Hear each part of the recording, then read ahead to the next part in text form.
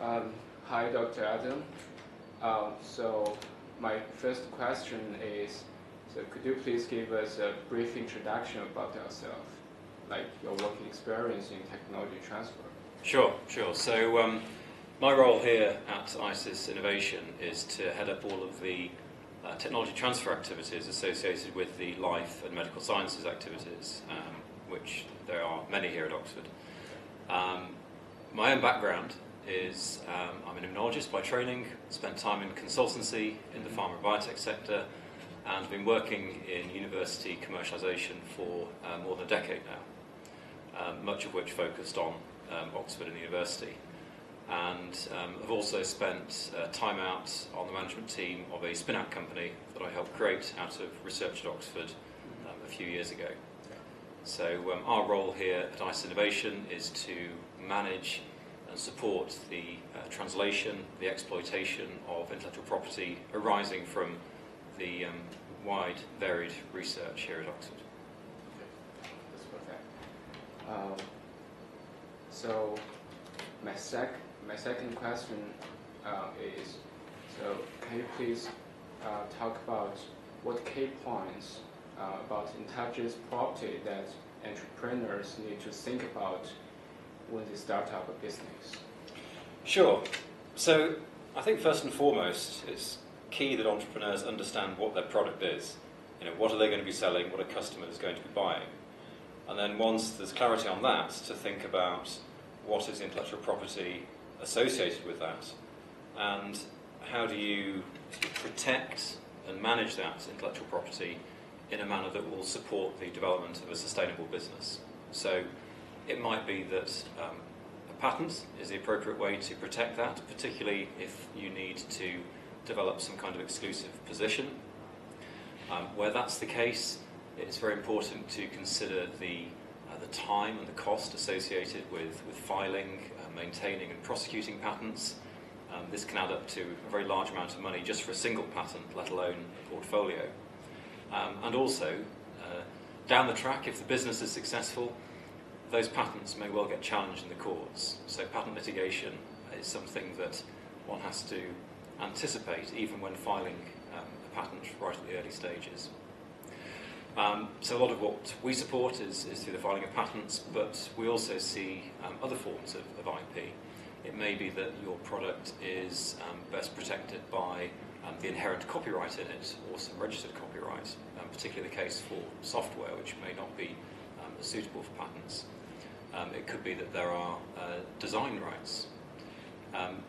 You might even think about keeping something as a trade secret, for instance, which is very difficult in a university context, but in a commercial context is much more viable.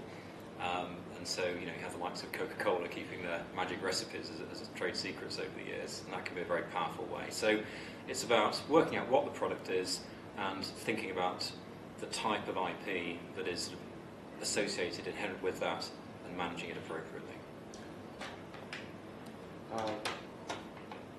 So for example, I'm the student of the university, and so I'm working on a startup, but the idea is totally separate from my research, my current research. Mm-hmm. So what steps should I take to protect my intellectual property? Mm-hmm. So in that instance where the IP in question is completely distinct and unrelated to the student's research activities and has been developed separate from the use of university facilities, it's very unlikely the university would lay any claim to that IP, so the ownership would vest in the student. So to that extent it would be the student who would be responsible for protecting and managing that IP. However, that's not to say there aren't ways in which the university kind of support framework can't help students in that position. I mean, I would always encourage students to come and have a chat to myself or colleagues here in Technology Transfer at ISIS. We're always happy to give informal advice, even if the IP isn't IP that would be owned by the university, for instance. We also have a very effective startup incubator, which is based here in this building, which has been running for about 6 years now. And in fact, that is focused on projects which come out of the university, whether it be students or even alumni, on which the university has no ownership claim on the IP, but where we can help support those individuals to build and grow a business. So through mentoring, through accelerator programs, through small amounts of funding, through our network of investors.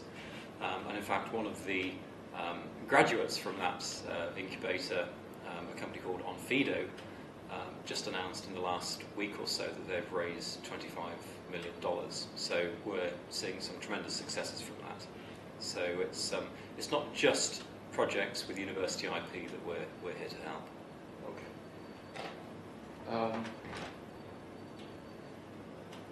So my next question is, so if the idea, so if the startup idea is related to my research area of research, so what kind of intelligence property implications do I need to consider about, and who should I talk to about this kind of stuff? So in that scenario where the IP has arisen as a result of your research activities in the university, it's much more likely that that would be owned under university statute by the university, and that is fairly commonplace in the UK. So the good news is that there are other support mechanisms in the university that kick in that can really help you develop that into a commercial prospect. And that's really why ISIS Innovation was set up 25 years ago to support these kinds of projects. So we receive from the university an amount of money, a fairly generous amount of money every year, which we can allocate towards filing new patents and maintaining patents that we filed previously. So a very large portfolio of IP. So researchers don't need to dip into their own pockets to meet these often very significant costs. We can provide all the support for that. We also have a very good team of technology transfer managers, each of whom combines both commercial expertise with academic research experience. So who can help translate ideas coming out of academia into propositions that are attractive to potential licensees or potential investors where the idea might be suitable for a new business.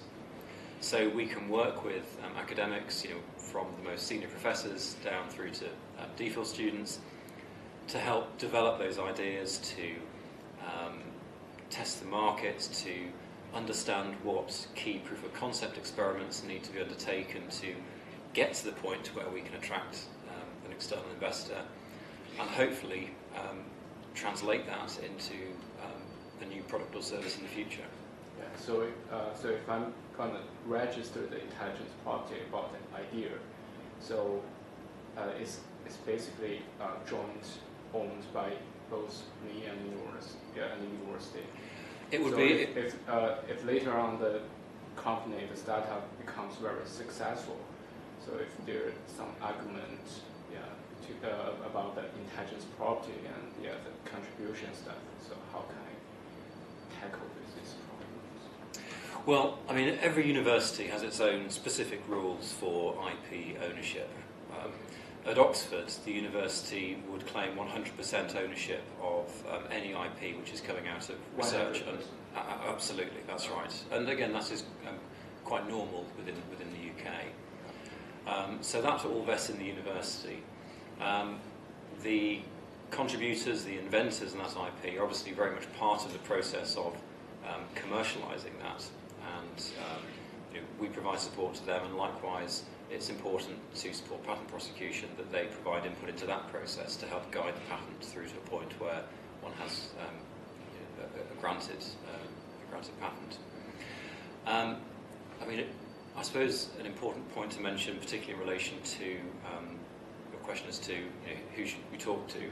I mean, I'd say come and talk to ISIS straight away, and also talk to your if you're a student, to your PI, to your head of department, as it's important that they're kept abreast of new IP that's coming out of research going on in the department.